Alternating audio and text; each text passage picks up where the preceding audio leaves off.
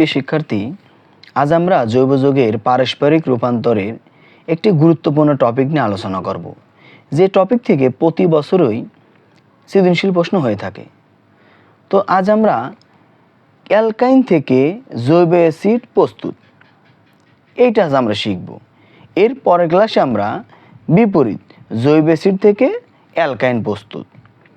তো এই অ্যালকাইন থেকে জৈব অ্যাসিড প্রস্তুত করার জন্য আমরা যদি এই সিকোয়েন্সটা ফলো করি, তাহলে আমরা খুব সহজেই আমরা কি করতে পারবো, অ্যালকাইন থেকে জৈব অ্যাসিড প্রস্তুত করতে পারবো। তো আপনারা সবাই এই অ্যালকাইন থেকে জৈব অ্যাসিড প্রস্তুত করার জন্য আগে এই সিকোয়েন্সটা সুন্দর করে লিখে নেবেন। এতে কি হবে, আপনাদের এই অ্যালকাইন থেকে জৈব অ্যাসিড প্রস্তুত করার ক্ষেত্রে কোনো অসুবিধা হবে না ইনশাআল্লাহ।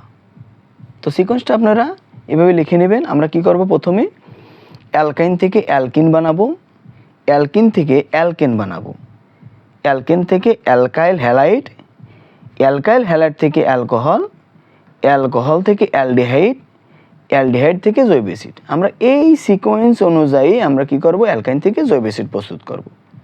তো চলেন আমরা একটা উদাহরণের মাধ্যমে কিভাবে এই সিকোয়েন্সের মাধ্যমে অ্যালকাইন থেকে জৈব অ্যাসিড খুব সহজে প্রস্তুত করা যায় সেটা আমরা দেখি। দেখেন, আমরা 3 কার্বনের আমরা একটা অ্যালকাইন নিয়েছি, এর নাম কি, প্রোপাইন। আমরা যখন জৈব যৌগের নামকরণ শিখব, তখন ইনশাল্লাহ এই সব যৌগের নাম আপনারা খুব সহজে বলতে পারবেন। তো আজ আমরা জৈব যৌগের এই পারস্পরিক রূপান্তরটা আমরা শিখি। তো আমরা কি নিয়েছি, আমরা 3 কার্বনের একটা অ্যালকাইন নিয়েছি। তো আমাদের দেখেন প্রথম ধাপটা কি, যে আমরা কি করব, অ্যালকাইন থেকে অ্যালকিন বানাবো। তো অ্যালকাইন থেকে অ্যালকিন বানানোর পদ্ধতি কি, আমরা যদি এই অ্যালকাইনের সাথে নিকেল প্রভাবকের উপস্থিতিতে 180 থেকে 200 ডিগ্রি সেলসিয়াস তাপমাত্রায় যদি হাইড্রোজেনের কি ঘটায়, বিক্রিয়া ঘটায়, তাহলে আমরা কি পাবো, এই অ্যালকাইন থেকে অ্যালকিন পাবো। কিভাবে, দেখেন আমরা জানি এখানে দেখেন কার্বন, এই 2 কার্বনের মাঝে 3 বন্ধন আছে। এখানে যদি একটা বন্ধন ভেঙে যায়, তাহলে 2 কার্বন 2টা হাত পাবে, এই 2 হাতে 2টা হাইড্রোজেন যুক্ত হবে। তাহলে এখানে 2টা হাইড্রোজেন, একটা হাইড্রোজেন এই কার্বনে যুক্ত হবে, আর একটা হাইড্রোজেন এই কার্বনে যুক্ত হবে। তাহলে দেখেন আসলে কি হয়, তাহলে দেখেন এখানে তো কোনো পরিবর্তন হবে না, CH3। তাহলে একটা হাইড্রোজেন এই কার্বনের সাথে যুক্ত হয়েছে, তাহলে CH, আর ওই যে একটা বন্ধন ভেঙে গেছে, তাহলে ওটা বাদ, তাহলে বন্ধন থাকবে এখন কয়টা, 2টা বন্ধন থাকবে, এই যে 2টা বন্ধন। আর এখানেও কি হয়েছে, আর একটা হাইড্রোজেন যুক্ত হয়েছে, তাহলে এখানে ছিল CH, এখন কি হবে CH2। বুঝতে পারছেন, এখানে কি হয়েছে, এক হাত ভেঙে 2 কার্বন 2 হাত পেয়েছে। এই 2 হাতে এই যে 2টা হাইড্রোজেন, এখান থেকে একটা হাইড্রোজেন এই কার্বনে যুক্ত হবে, একটা হাইড্রোজেন এই কার্বনে যুক্ত হবে। তাহলে এই কার্বনে একটা হাইড্রোজেন যুক্ত হলে CH, আর একটা বন্ধন যেহেতু ভেঙে গেছে, তাহলে আছে কি 2টা বন্ধন, আর আরেকটা H এই কার্বনে যুক্ত হয়েছে, তাহলে এখানে অলরেডি একটা H ছিল, তাহলে আরেকটা H যুক্ত হয়েছে, CH2। তাহলে আমরা অ্যালকাইন থেকে অ্যালকিন পেলাম। এখন আমরা কি করব, অ্যালকিন থেকে অ্যালকেন বানাবো। দেখেন আমরা কিন্তু অ্যালকিন পেয়ে গেছি, দেখেন এই যে কার্বন কার্বনের মাঝে দ্বিবন্ধন আছে, এটা একটা অ্যালকিন।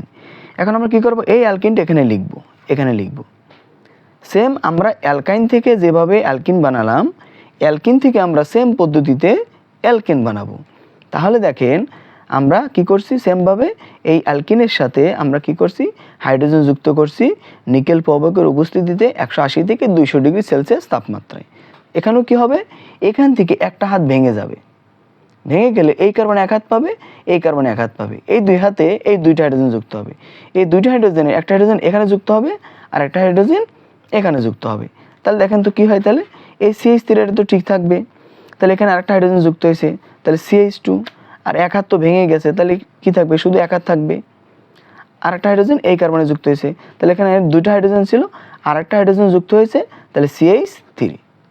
তাহলে আমরা কি পেলাম, অ্যালকিন থেকে অ্যালকেন পেলাম। এরপরের ধাপ কি, আমরা অ্যালকিন থেকে অ্যালকেন পেয়েছি, এন্ড অ্যালকেন থেকে আমরা কি বানাবো, অ্যালকাইল হ্যালাইড। আমরা অ্যালকেন কিন্তু পেয়ে গেছি, দেখেন অ্যালকেন আমরা পেয়ে গেছি। এখন সেম এই অ্যালকেনটাকে আমরা এখানে লিখব। এই অ্যালকেনের সাথে আমরা কি করব, ক্লোরিন যুক্ত করব। ক্লোরিন যুক্ত করলে কি হবে দেখেন, এই ক্লোরিনের একটা ক্লোরিন এখানকার একটা হাইড্রোজেনকে কি করবে, প্রতিস্থাপন করবে। আর ওই এখানকার যে হাইড্রোজেনকে একটা ক্লোরিন প্রতিস্থাপন করছে, ওই হাইড্রোজেনটা আর একটা ক্লোরিন এখানে আসবে, আর এখানে আরেকটা ক্লোরিন থাকবে, সেই ক্লোরিন আর হাইড্রোজেন মিলে কি হবে, হাইড্রোজেন ক্লোরাইড। তাহলে এখানকার একটা ক্লোরিন এখানকার একটা হাইড্রোজেনকে প্রতিস্থাপন করে সেখানে যুক্ত হবে। তাহলে দেখেন তো এইটুকু ঠিক থাকবে, দেখেন এই পর্যন্ত ঠিক আছে। তাহলে এখানে একটা হাইড্রোজেন সরে গেছে, তাহলে CH2 থাকবে। আর ওই যে হাইড্রোজেনটা সরা দিছি, ওই হাইড্রোজেনের জায়গায় কি আসবে, একটা ক্লোরিন যুক্ত হবে। দেখেন তাহলে আমরা কি পেলাম, অ্যালকাইল হ্যালাইড। আমি আবারও বলতেছি, এখানে দেখেন এখান থেকে একটা হাইড্রোজেনকে আমরা কি করছি, প্রতিস্থাপন করছি একটা ক্লোরিন দ্বারা।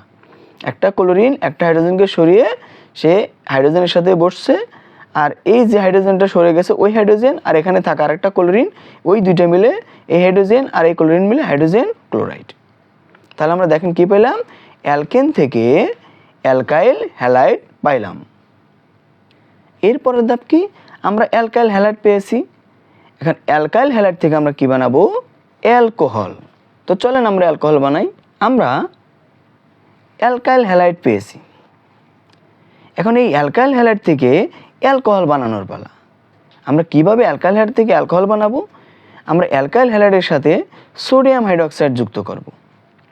এখানে কি হবে, এই ক্লোরিন আর এই সোডিয়াম আলাদা হয়ে যাবে, তাহলে সোডিয়াম ক্লোরাইড, আর এই ওয়েসটা এখানে এসে যুক্ত হবে। তাহলে দেখেন এইটুকু কিন্তু ঠিক আছে, CH3CH2, এখানে CH2, জাস্ট এই ক্লোরিনের যা কি যুক্ত হবে, ওয়েসটা যুক্ত হবে। তাহলে আমরা কি পেলাম, অ্যালকোহল। হ্যাঁ, এই যে ওয়েস কি, ওয়েস হলো অ্যালকোহলের কার্যকরী মূলক। তাহলে দেখেন আমরা অ্যালকাইল হ্যালাইড থেকে আমরা কি পেলাম, অ্যালকোহল পেলাম। এরপরে ধাপ, অ্যালকোহল থেকে আমরা কি বের করব, অ্যালডিহাইড। আমরা অ্যালকোহল পেয়েছি, এখন এই অ্যালকোহল থেকে আমরা কি বানাবো, অ্যালডিহাইড বানাবো।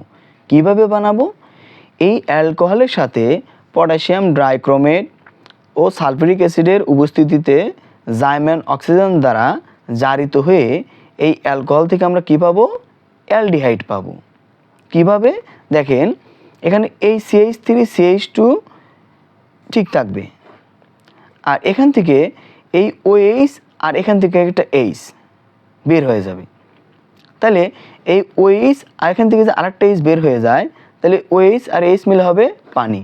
তাহলে এখানে থাকে কি আসলে CH, কারণ এখান থেকে একটা H চলে গেছে, তাহলে একটা H আছে, আর এই যে জাইমান অক্সিজেনটা এখানে এসে যুক্ত হবে। তাহলে কি CH3CH2 CHO, CH3CH2 CHO। তাহলে কি পেলাম আমরা, অ্যালকোহল থেকে অ্যালডিহাইড পেলাম। এখন আমরা এই অ্যালডিহাইড থেকে জৈব অ্যাসিড প্রস্তুত করব। তো চলেন দেখেন, আমরা কিন্তু কি অ্যালডিহাইড পেয়েছি, এই CHO এটা হলো অ্যালডিহাইডের কার্যকরী মূলক। তো আমরা দেখেন এই অ্যালডিহাইড এখানে লিখে ফেলেছি।